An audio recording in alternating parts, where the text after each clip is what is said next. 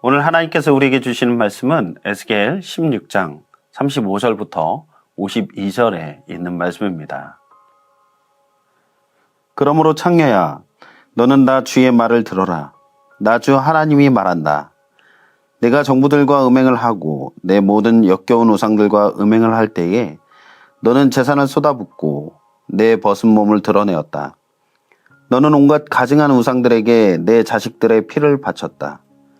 그러므로 내가 함께 즐기던 내 정부들과 내가 좋아하던 모든 남자뿐 아니라 내가 미워하던 남자도 내가 모두 모아서 너를 치게 하겠다. 내가 그들을 사방에서 모아 너를 치게 하고 내 벌거벗은 몸을 드러내 놓아 그들이 모두 내 벌거벗은 몸을 보게 하겠다. 그리고 나는 너를 간음을 하고 살인을 한 여인을 재판하듯이 재판하며 내 분노와 질투로 내게 살인죄의 벌을 내리겠다. 내가 너를 그들의 손에 넘겨주면 그들이 내 누각을 헐고 내 높은 단을 무너뜨릴 것이며 내 옷을 벗겨버리고 내 모든 장식품을 빼앗은 다음에 너를 벌거벗겨 알몸으로 버려둘 것이다. 그들은 너를 대항하며 한 무리를 끌고 와서 너를 돌로 치고 칼로 찔러 죽일 것이다. 그들은 내 집을 불사르고 많은 여인이 보는 앞에서 너에게 벌을 내릴 것이다. 내가 이렇게 내 음행을 끝장내서 내가 다시는 그들에게 선물을 줄 수 없게 하겠다. 그제야 너에 대한 내 분이 풀리고 내 질투가 사그라지고 마음이 평온해져서 다시는 화를 내지 않게 될 것이다.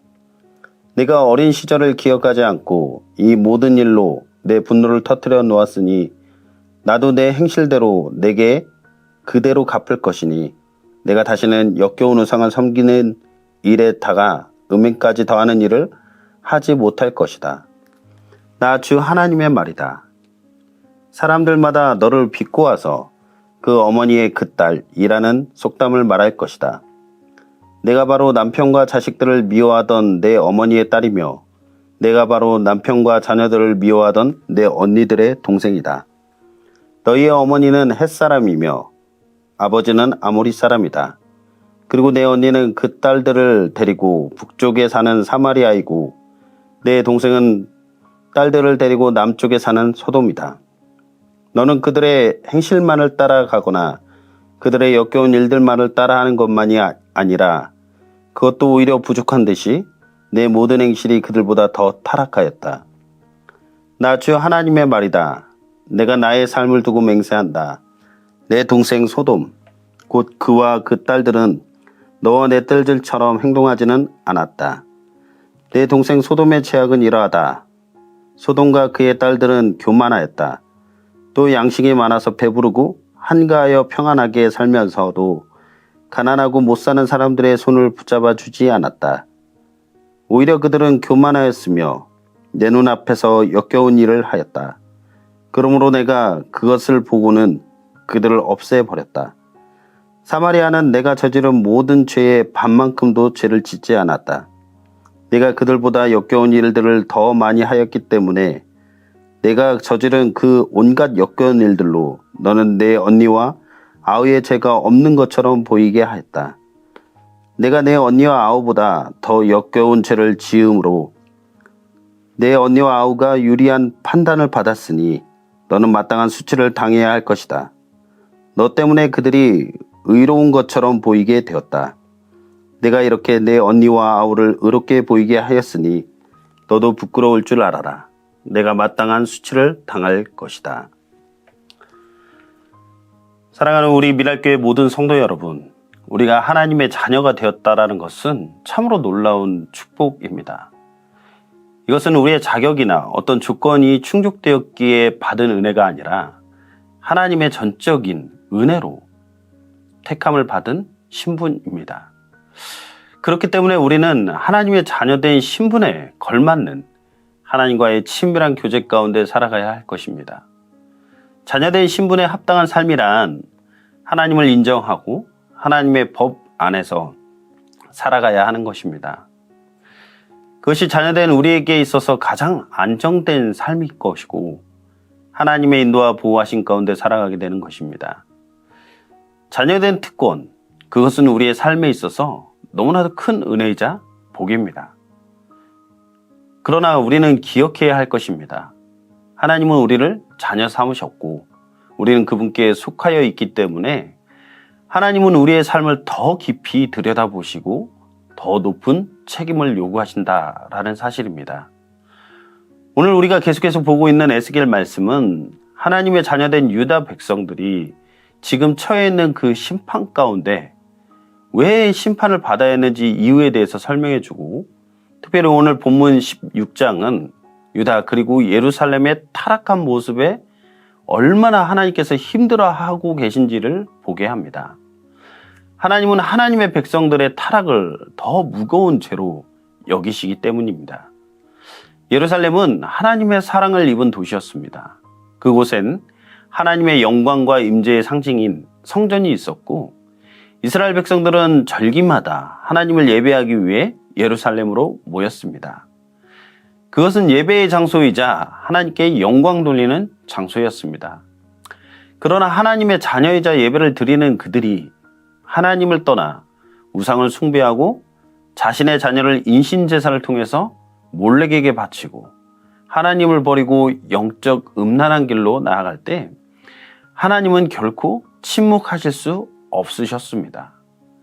하나님의 자녀된 예루살렘의 타락은 더욱 무거운 죄로 다스린 것이죠. 35절의 시작이 그러합니다. 그러므로 창녀야 너는 나 주의 말을 들어라 라고 시작을 합니다. 하나님께서 예루살렘을 창녀라 부르십니다.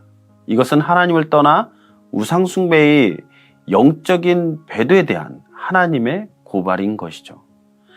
하나님의 자녀가 되어 언약 가운데 살아야 할 예루살렘이 우상을 섬기고 자신의 자녀를 우상에게 바친 것입니다.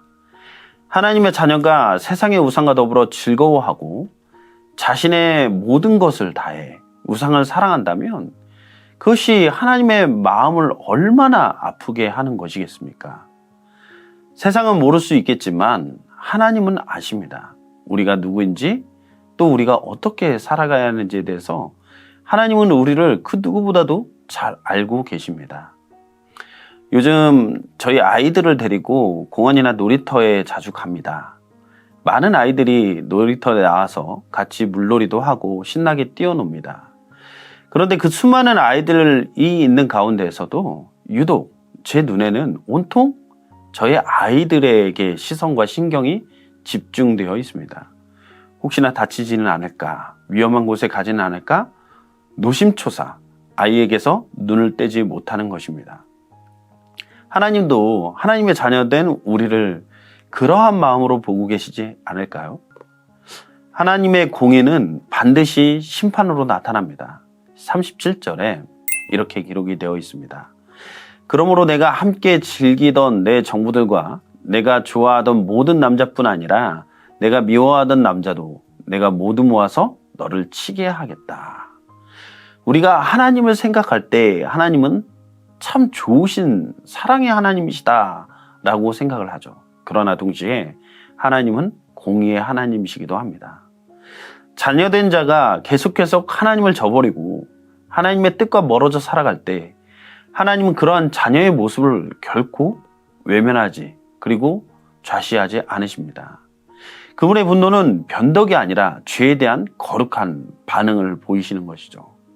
자녀가 잘못된 길로 탈선을 하고 있는데 가만히 있을 부모가 어디에 있겠습니까? 바로 잡아주어야 하고 따끔하게 혼을 내서라도 옳은 길로 가게 해줘야 부모입니다. 그것이 자녀를 진정으로 살아가는 부모의 마음이 아니겠습니까? 어렸을 때 부모님께 혼이 날 때 그 마음을 잘 몰랐습니다. 그런데 어른이 되고 부모가 되어보니 그 마음을 너무나도 잘 알겠습니다. 정말 아이를 사랑하기 때문에 관심을 갖게 되고 아이가 잘 되기를 바라기 때문에 혼이라도 내서 바로 잡아주고 싶은 마음이 부모의 마음이 아닌가라는 것을 느끼게 됩니다. 하나님은 그 심판은 무겁습니다. 예루살렘을 치도록 그녀의 정부들, 곧 그녀가 의지했던 이방 민족들을 도구로 사용하셨습니다. 자신이 의지하던 대상이 오히려 자신들을 파괴하는 도구가 된다는 것은 하나님의 심판이 얼마나 철저하신지를 우리에게 보여주고 있는 것이죠. 우리의 교회와 신앙도 마찬가지입니다. 하나님보다 돈을, 또한 명예를, 그리고 사람을 더 의지한다면 그 의지하던 것들이 결국 우리를 무너뜨리는 도구가 될 것입니다. 지금 우리가 하나님보다 더 커 보이고 더 중요하게 생각하고 있는 것이 무엇인지를 한번 고민해 보기를 소망합니다. 타락은 하나님을 잊은 데서 시작이 됩니다. 43절에 이렇게 기록이 되어 있죠. 내가 어린 시절을 기억하지 않고 이 모든 일로 내 분모를 터뜨려 놓았으니 나도 내 행실대로 내게 그대로 갚을 것이니 내가 다시는 역겨운 우상을 섬기는 일에다가 음행까지 더하는 일을 하지 못할 것이다. 나 주 하나님의 말이다 라고 말씀하고 있습니다. 예루살렘은 하나님의 은혜를 기억하지 않았습니다. 자신이 어디에서 왔고 어떻게 구원받았는지를 잊었고 하나님께서 자신들을 어떻게 인도하셨는지에 대한 그 은혜의 망각이 자신들의 그 타락을 부추겼습니다. 우리의 신앙도 마찬가지 아니겠습니까? 우리가 처음 예수님을 인격적으로 만났을 그 때를 잊는다면, 그 회개하고 눈물을 흘리던 그때를 잊는다면 우리도 어느새 하나님 없는 종교인의 모습으로 서 있을 수 있습니다. 종교적 열심 때문에 예배는 드리고 신앙생활을 하는 것 같지만 결국 하나님께서 나에게 어떤 만족을 주지 못한다라고 느껴진다면 그럴 때 하나님을 배반하고 바로 돌아설 수 있는 연약한 존재임을 날마다 깨닫고 경계해야 할 것입니다. 교회의 타락은 단순한 도덕의 붕괴가 아니라 하나님의 은혜를 잊은 것에서부터 비롯됩니다. 46절에서부터 47절에 이렇게 기록이 되어 있습니다. 그리고 내 언니는 그 딸들을 데리고 북쪽에 사는 사마리아이고 내 동생은 딸들을 데리고 남쪽에 사는 소돔이다. 너는 그들의 행실만을 따라가거나 그들의 역겨운 일들만을 따라하는 것만이 아니라 그것도 오히려 부족한 듯이 내 모든 행실이 그들보다 더 타락하였다. 예루살렘은 사마리아와 소돔보다도 더 타락했다라고 하나님은 말씀하고 계십니다. 사마리아와 소돔은 구약의 대표적인 악한 도시입니다. 심판의 도시였습니다. 그런데 하나님은 예루살렘, 너는 소돔보다도 더하다라고 말씀하고 있는 것입니다. 왜일까요?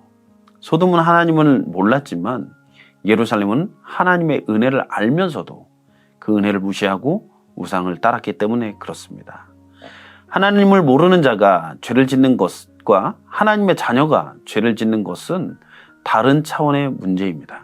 하나님은 교회가 그리고 성도가 세상과 타협하여 죄를 지을 때 그것을 더 무겁게 여기십니다. 왜냐하면 우리는 하나님의 이름을 가진 자이기 때문에 그렇습니다. 사랑하는 미랄교회 모든 성도 여러분, 우리는 예수 그리스도를 피로 하나님의 자녀가 되었습니다. 그것은 놀라운 은혜이지만 그 은혜는 책임도 크다라는 사실을 우리는 명심해야 합니다. 하나님은 우리를 통해 세상이 하나님의 영광을 보기를 원하십니다. 그러나 교회가 세상처럼 타락하고 성도가 세상과 똑같이 삶을 살아간다면 하나님은 그 교회에 공의로운 심판을 하실 것입니다. 오늘 우리의 모습 가운데 하나님의 자녀됨을 상실하고 타락한 길에서 하나님보다 더 소중하고 중요하게 여기는 것이 무엇인가 있다면 이 시간 간절히 하나님과의 첫 번째 만남을 기억하고 회개하며 돌이킬 수 있는 우리 모든 성도님들이 다 되기를 간절히 소망합니다. 기도하시겠습니다. 사랑의 주님, 너무나도 감사합니다. 하나님의 자녀되는 특권, 그 놀라운 복이 우리에게 허락되었음을 너무나도 감사로 여기고 살아가야 하지만 가끔은 하나님 안에 있으면서도 또 죄로 또 타락으로 물들 때가 있습니다. 그러한 우리를, 연약한 우리를 불쌍히 여겨주셔서 하나님의 자녀된 권세, 날마다 예배와 말씀과 기도를 통하여서 정말 첫사랑의 그 은혜와 사랑을 기억하며 주님께 날마다 돌이킬 수 있는 방향 전환을 할 수 있는 우리의 삶이 될 수 있도록 주님 인도하여 주시옵소서. 오늘 하루도 주님께서 우리와 동행하시고 날마다 주님만 바라보게 하실 것을 믿사오며 이 모든 말씀을 우리 주 예수 그리스도의 이름으로 기도했습니다. 아멘.